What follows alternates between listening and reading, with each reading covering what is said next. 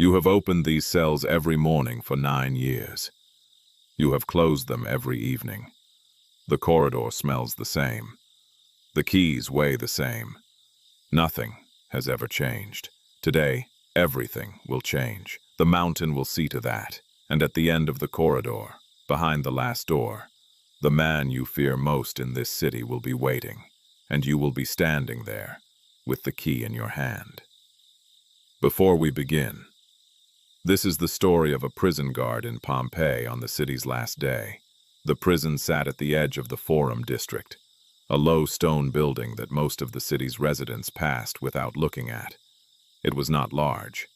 Pompeii was not a large city, and its crimes, while varied, were not numerous enough to require the kind of facility that Rome maintained. 8 cells, at most 12 prisoners at any given time, usually fewer. But you have worked here for 9 years. You came to the job the way most people come to jobs they did not plan for, through circumstance, through a connection, through the simple fact that it was available, and you needed work, and the work was not beyond what you could do. You are not cruel. You are not kind. You are a man who does a job, does it consistently, and goes home at the end of the day to a small apartment 3 streets away where your wife is waiting, and your daughter is growing up without quite understanding what her father does all day. You have never explained it to her. You are not sure how you would. In this story, you are him. This is your morning, and the key ring in your hand is heavier than it looks. Before we begin, this is the story of a prison guard in Pompeii on the city's last day. The prison sat at the edge of the Forum district, a low stone building that most of the city's residents passed without looking at. It was not large. Pompeii was not a large city, and its crimes, while varied, were not numerous enough to require the kind of facility that Rome maintained. 8 cells. At most, 12 prisoners at any given time, usually fewer. You have worked here for 9 years. You came to the job the way most people come to jobs they did not plan for, through circumstance, through a connection, through the simple fact that it was available, and you needed work, and the work was not beyond what you could do. You are not cruel. You are not kind. You are a man who does a job, does it consistently, and goes home at the end of the day to a small apartment 3 streets away where your wife is waiting and your daughter is growing up without quite understanding what her father does all day. You have never explained it to her. You are not sure how you would. In this story, you are him. This is your morning, and the key ring in your hand is heavier than it looks. You wake at the same time you always wake. The body learns a schedule and keeps it without being asked. 7 years of rising at this hour, 2 more before that at a different hour for a different job. And now the waking is simply what happens. No alarm needed, no effort. Your eyes open and the room is the particular gray of early morning, and you know without looking that it is time. Your wife is still sleeping. You dress quietly. The same clothes in the same order, tunic, belt, sandals. You take the key ring from the hook beside the door where it hangs every night. The same hook. 9 years of the same hook. The keys are iron, 7 of them. Each one slightly different in weight and shape, so that you can find the right one by feel in the dark. You know each key, the way you know each finger on your hand. You eat standing at the table. Bread and oil, the same thing you eat every morning. You chew slowly. You are not hungry, but you know from experience that a long shift without food early makes the afternoon difficult. You eat because it is practical. Your daughter appears in the doorway, half asleep, hair loose, the look of someone who has woken earlier than they meant to. She is 11 years old. She looks at you with the slightly unfocused expression of early morning. "Going already?" she says. "Already," you say. She nods and disappears back into her room. You finish the bread. You go to the door. You look back at the apartment once, the way you always do. A quick look, nothing specific, just the room and the morning light beginning at the window. Then you go. 9 years of this walk. The same 3 streets, the same turns, the same buildings going past. You could do it with your eyes closed, and perhaps you sometimes do, your feet knowing the way so well that your mind can be entirely somewhere else and still arrive on time. This is what long routine does. It makes the journey disappear. The building hits you with its smell before you are through the door. This is the smell of the place. Stone and damp and the accumulated human presence of people who cannot leave. It is not pleasant, and you have never pretended it is. In the early days it followed you home, sat in your clothes, met you in the morning. Now, you simply do not notice it until you have been away for a day or two and return fresh. Then you notice it again, briefly, and then it disappears again. The body accommodates what it lives with. The night guard is at the desk near the entrance, a young man named Titus, who has been here 8 months, and who still has not learned to sleep properly on the night shift.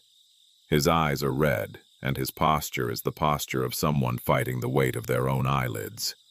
He gives you the night report. Nothing significant. The usual. The man in cell 3 was loud in the middle of the night, pacing, talking to himself. The 2 debtors in cell 6 asked again about their hearing date.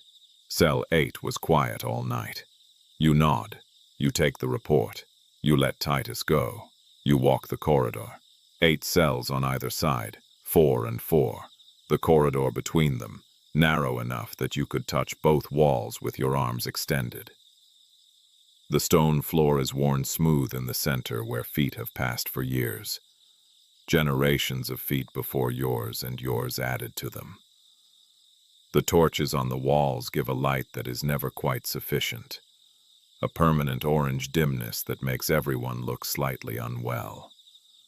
You check each cell. You look through the iron bars, count the bodies, note the condition. The debtors in 6 are awake, watching you with the particular watchfulness of men who have been waiting a long time for something. You have nothing new to tell them. You move on. The rounds are the same every morning, cell by cell, face by face. You know all of them, not their full stories, but their faces, their habits, the particular way each one responds to the morning check. After 9 years, you have seen many faces come and go. You remember very few of them. The job requires a certain selectivity of memory. You have developed it. You complete the rounds. You go back to the desk. You sit. The morning begins. Let me tell you about the routine. Because the routine is the story for most of the 9 years. Not the dramatic moments, not the arrivals and departures, not the occasional night when something goes wrong. The routine is the texture of the thing. The weight of it, what it actually feels like to spend 9 years in a stone corridor with a key ring on your belt. You arrive. You do the rounds. You sit at the desk. Prisoners eat at the 2nd hour, bread and water, sometimes a thin broth if the city's allocation has been generous. You supervise this. You watch the food go in. The vessels come out. You count. You account for everything. Families come sometimes to the small visiting area near the entrance. A wife, a mother, children who hold the bars and peer through at someone they know wearing a face they do not recognize, or perhaps too well recognize, the face of someone in a place like this. You stand nearby during visits, but you do not listen. You have learned to make yourself absent while present. It is a useful skill. Legal officials come with papers. You receive them. They escort them. Wait outside the door while they conduct their business. Escort them out.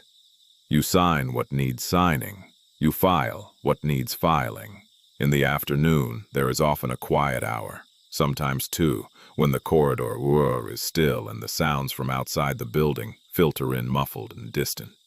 During these hours you have read, in the early years, until reading in that light damaged your eyes. You have carved small things from wood. You have thought. Mostly you have simply sat and let the time pass, which is something you have become quite good at. The evening rounds, the same as the morning rounds, cell by cell, count the bodies, note the condition. You go home. Your wife has kept something warm. You eat, you sleep, you wake, you do it again. 9 years. The same corridor, the same keys, the same smell. The same faces replacing other faces replacing other faces. There is a version of this life that is peaceful, even meditative. A life stripped of complexity. A life of clear and manageable duties. You have thought about it this way on the good days. On the other days you have thought about it differently. Both are true. 6 months ago they brought him in on a cart because he could not walk. Not because he was injured. Because of the chains. They had him in leg irons and wrist irons and a neck collar, all three, connected by short lengths of chain that made movement almost impossible. 4 soldiers brought him, which was not standard. Standard for a single prisoner was 2. You were at the desk when they came through the door. You stood up without deciding to. He was not large. This is the first thing you noticed. You had heard about him before he arrived, as you hear about most significant arrivals, through the informal network of information that connects the city's law enforcement to its prison. You had heard he was dangerous, and your mind had built a certain image. A large man, physically imposing, or the kind of danger that announces itself through size. He was average height, lean, perhaps 40 years old. His hair was long and matted from the transport. His face was angular, the bones of his jaw and cheeks sharp and defined. His eyes were light gray or pale green. Difficult to determine in that light. He looked at you when they brought him in. Directly. Most arrivals do not look directly at the guards. They look at the floor or the walls or somewhere indefinite. He looked at you with a focus that was specific and unhurried. The look of someone filing information, noting details, making an assessment that he intended to use later. You looked back. You held it for a moment, and then you looked at the paperwork the soldiers handed you. Because the paperwork needed to be processed, and because looking away first was the correct tactical decision in that moment. There are people who fill a room differently from other people. Not through size or sound, through something harder to name. A quality of attention. A sense that the person is always calculating. Always 3 steps ahead of the present moment. You have met a few of them in 9 years. He was the most pronounced example. You put him in cell 8, the end of the corridor, the cell furthest from the door. The paperwork told you what he had done. You read it the night after he arrived, at home, which you had never done with a prisoner's file before. He had been operating for at least 4 years before they caught him. Possibly longer. The 4 years were documented. That before that was inference and rumor, and the retrospective pattern recognition of investigators who, once they understood what they were looking for, began finding it everywhere. He had killed 11 people. That was the confirmed number. The investigators believed the actual number was higher, perhaps significantly higher, but could only prove 11. The victims had no obvious connection to each other. Different ages, different parts of the city, different social positions. A magistrate's clerk, a fisherman, a widow who ran a small textile business, a soldier home on leave, a child. That last one was in the file without elaboration. A child, 8 years old, found near the harbor. You read it and set the file down and looked at the wall of your apartment for a moment before picking it up again. The method varied.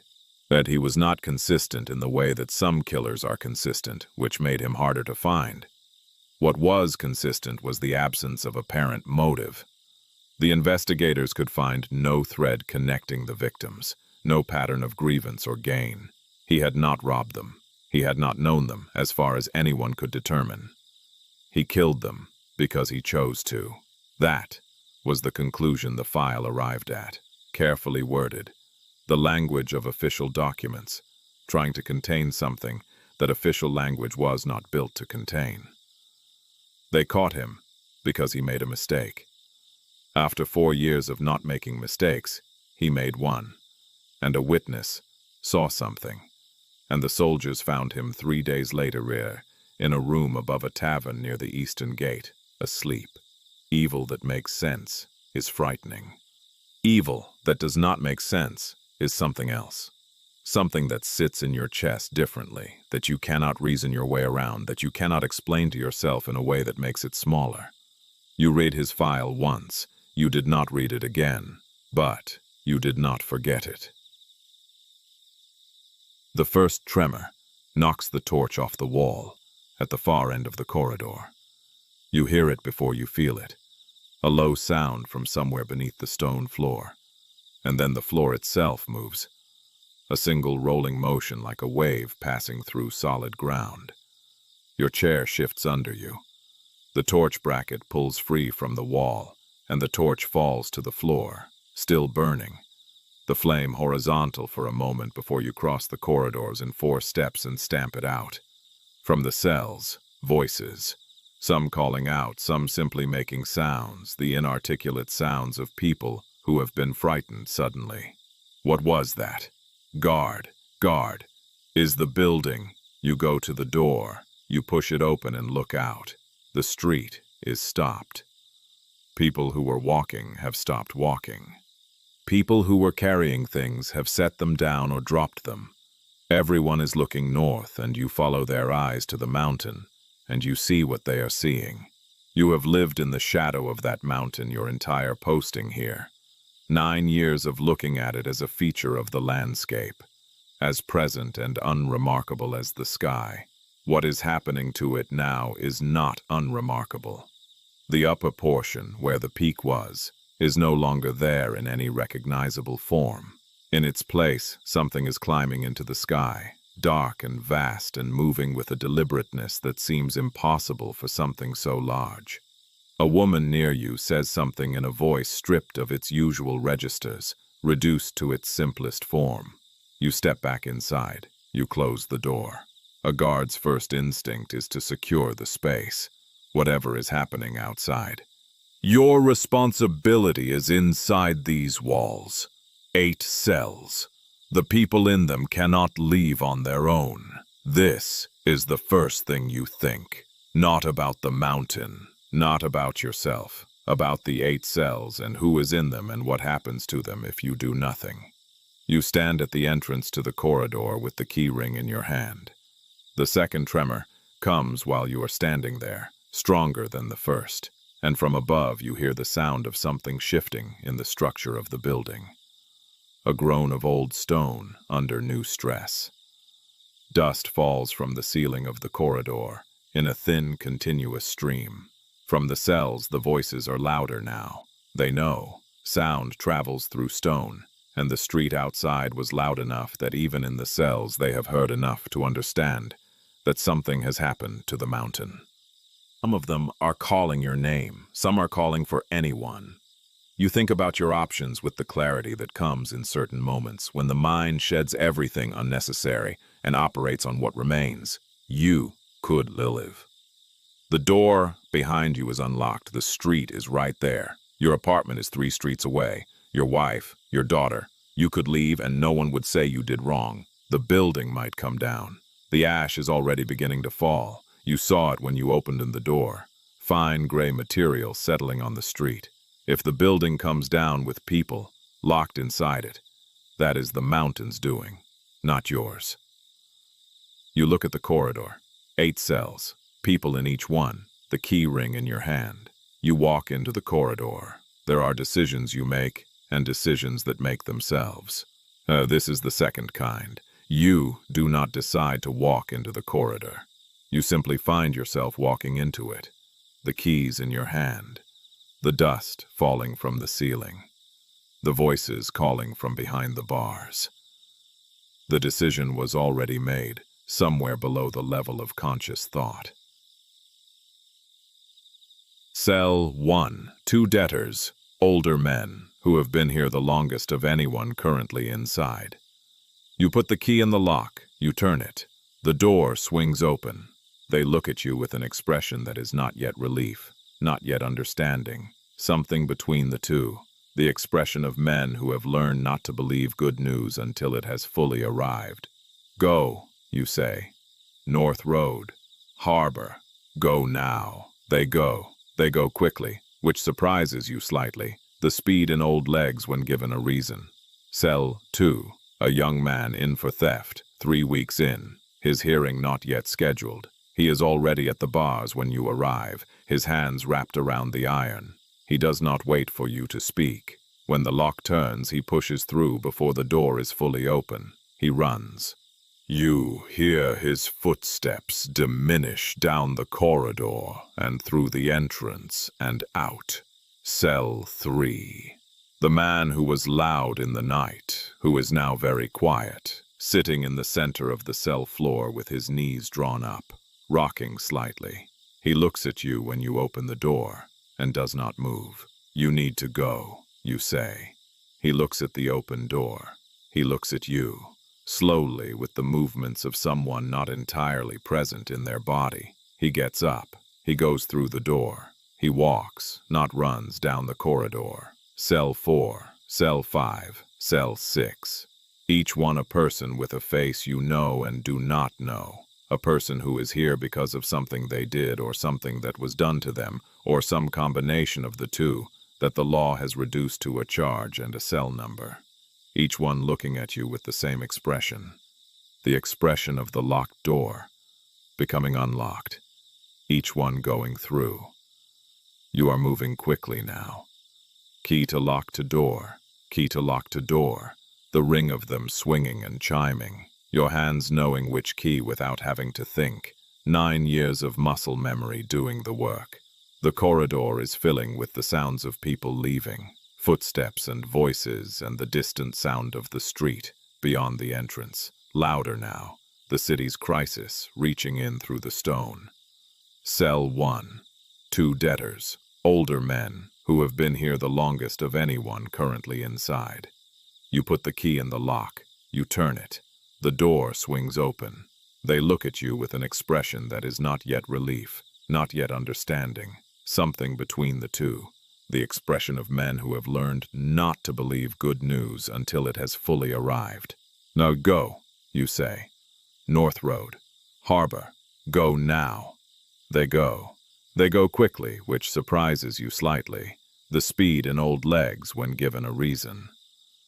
Cell 2. A young man, in for theft, 3 weeks in. His hearing not yet scheduled. He is already at the bars when you arrive, his hands wrapped around the iron. He does not wait for you to speak. When the lock turns, he pushes through before the door is fully open. He runs. You hear his footsteps diminish down the corridor and through the entrance and out. Cell 3. The man who was loud in the night, who is now very quiet, sitting in the center of the cell floor with his knees drawn up, rocking slightly. He looks at you when you open the door and does not move. You need to go, you say. He looks at the open door. He looks at you, slowly, met with the movements of someone not entirely present in their body. He gets up. He goes through the door. He walks, not runs, down the corridor. Cell 4, Cell 5, Cell 6. Each one a person with a face you know and do not know. A person who is here because of something they did or something that was done to them or some combination of the two that the law has reduced to a charge and a cell number. Each one looking at you with the same expression. The expression of the locked door, becoming unlocked. Each one going through. You are moving quickly now. Key to lock to door. Key to lock to door, the ring of them swinging and chiming, your hands knowing which key without having to think, 9 years of muscle memory doing the work. The corridor is filling with the sounds of people leaving.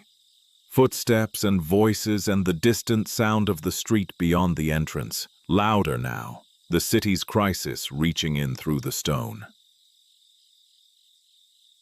Cell 7 holds a man convicted of assault.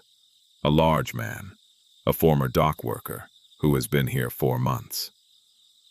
When you open his door, he comes out fast and large, and for one moment you step back, your hand going automatically to the baton at your belt. He sees this and stops. You look at each other. He raises both hands, palms out, the gesture of a man who has been in enough confrontations to know how to signal that this is not one. Just going, he says. His voice is low, careful, just going. He goes around you and down the corridor without touching you. His footsteps are heavy and quick, and then they are gone. You stand in the corridor. The dust from the ceiling has thickened. The torches are flickering in some draft that the tremors have opened somewhere in the building's structure.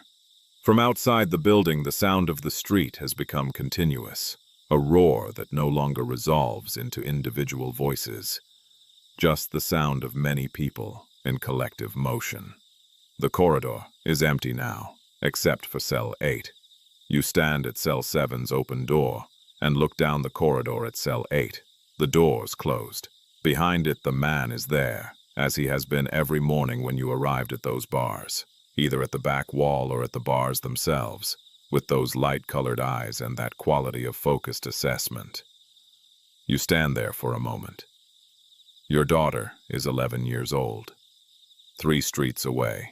Your wife is 3 streets away. You look at cell 8, 7 doors, 7 people, gone into the street, and the ash and whatever chances they have. 7 keys turned, and 1 door remaining. 1 key on the ring, the last one. The one you know by feel in the dark, the heaviest of them. Because cell 8's lock is older than the others and requires a larger key. You walk toward it. He is at the bars. Of course he is at the bars. He heard everything. The opening doors, the footsteps, the voices, the sequence of it. He has been standing at the bars since cell 1, listening to you work your way down the corridor toward him, counting the sounds, knowing you were coming, knowing you would arrive at this decision. You stop a few feet from the door. He looks at you. The light in the corridor is bad, 2 torches still burning, 1 gone out, and in this light his face is what it has always been, angular and controlled and giving nothing away except the attention, which gives away everything. The key ring is in your hand. The key to cell 8 is between your fingers. You have not consciously selected it. Your hand found it on its own. You look at him. He looks at you. Neither of you speaks. There is no speech adequate to this moment, and you both seem to understand this. The building around you makes a sound, a deep structural complaint from somewhere above, and more dust falls. The torches flicker. You think about the file, the 11 names, the child near the harbor, the word in the report that the investigators had used when they ran out of explanations, chose. He chose to, as if choosing were the explanation, rather than the thing that required explaining. You think about what he said 6 months ago. You're not afraid of me. You look at the key in your hand. The law put him here. The law that you have served for 9 years, the law whose instrument you are every day, every key turn, every round.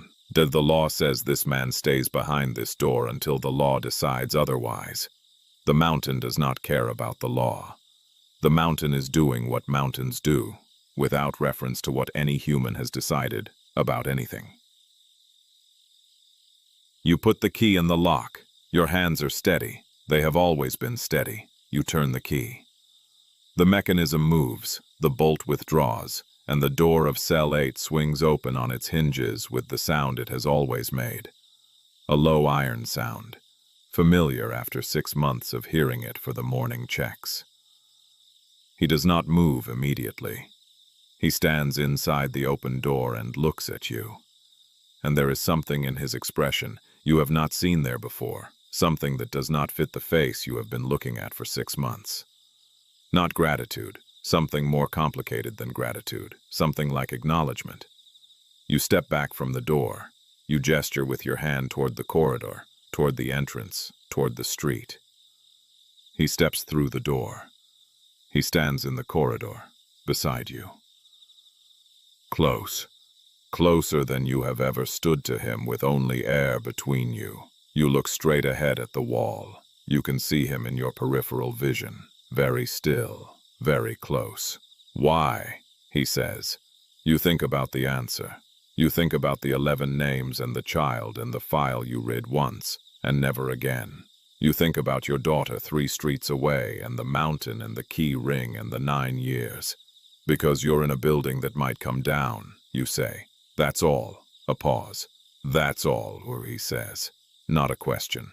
"That's all," you say. He walks down the corridor. His footsteps are unhurried. At the entrance he stops and looks back at you once. A brief look, the last assessment, and then he is through the door and gone. You opened every door, because people were behind them, and the building was becoming unsafe. And that is the complete explanation. It contains no heroism and no complexity and no calculation about whether some lives are worth more than others. It is the simplest possible version of the decision. You are going to need it to be that simple. You are going to need to believe it was that simple. For a long time, you walk out through the entrance into the street. The air hits you with its weight and its smell. The particular wrongness of air that has been changed by what the mountain is putting into it. You pull your tunic up over your mouth and nose. Around you, the street is still moving. People flowing north mostly, some with clear purpose, and some with the loose, urgent motion of people who know they need to go somewhere, but have not fully decided where. You go south first, 3 streets, your apartment. You take the turns you have taken 1,000 times, and you are at your door, and you push it open, and your wife is there, already holding a cloth bundle, already dressed for the street. Her face doing the thing it does when she has been frightened and is managing it. "I was about to come for you," she says. "I know," you say. Your daughter appears from the back room. She looks at you the way she looked at you this morning in the doorway, the half-asleep, unfocused look. Except now, she is fully awake and the look is not unfocused at all. It is very focused. It is the look of a child who is frightened and is deciding whether to show it. You go to her. You put your hand on her head. "We're going," you say. "Stay close." She nods. She takes your hand. The 3 of you go into the street. The ash falls around you, fine and gray, settling on your shoulders, on your daughter's hair, on the cloth bundle your wife carries. You move north with the crowd, your daughter's hand in yours. The key ring still on your belt because you did not think to leave it. You carry what you always carry, the keys. The weight of them, the 9 years of what they open and close. You will carry them out of this city and beyond it. And at some point you will set them down somewhere, a table, a floor, a patch of ground, and they will mean something different in the setting down than they meant in the carrying. On the road north, in the crowd, with the ash falling and the column from the mountain filling the sky behind you, you think about what you do not know. You do not know if the building came down.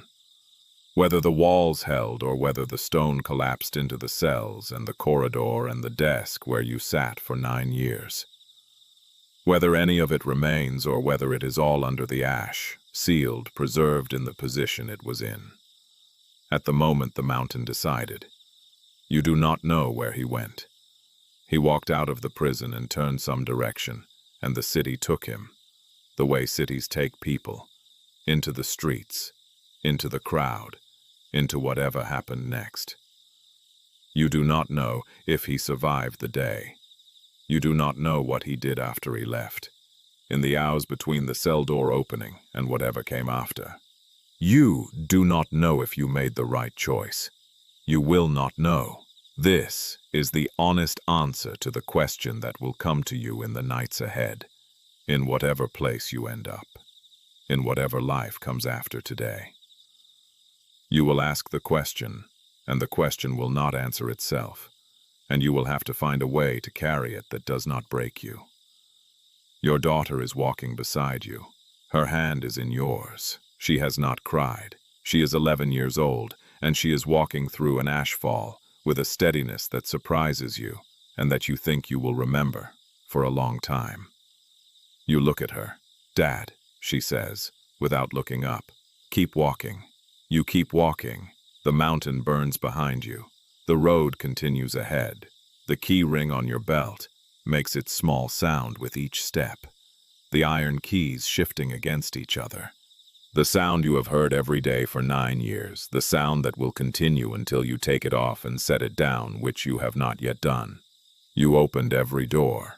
You made the choice that your hands made before your mind could stop them. At the end of the corridor, behind the last door, was the worst person you had ever been close to, and you turned the key. You will spend a long time deciding what that means about you. Perhaps you will never decide. Perhaps not deciding is the only honest position. You opened every door. That is what happened. That is all you know for certain.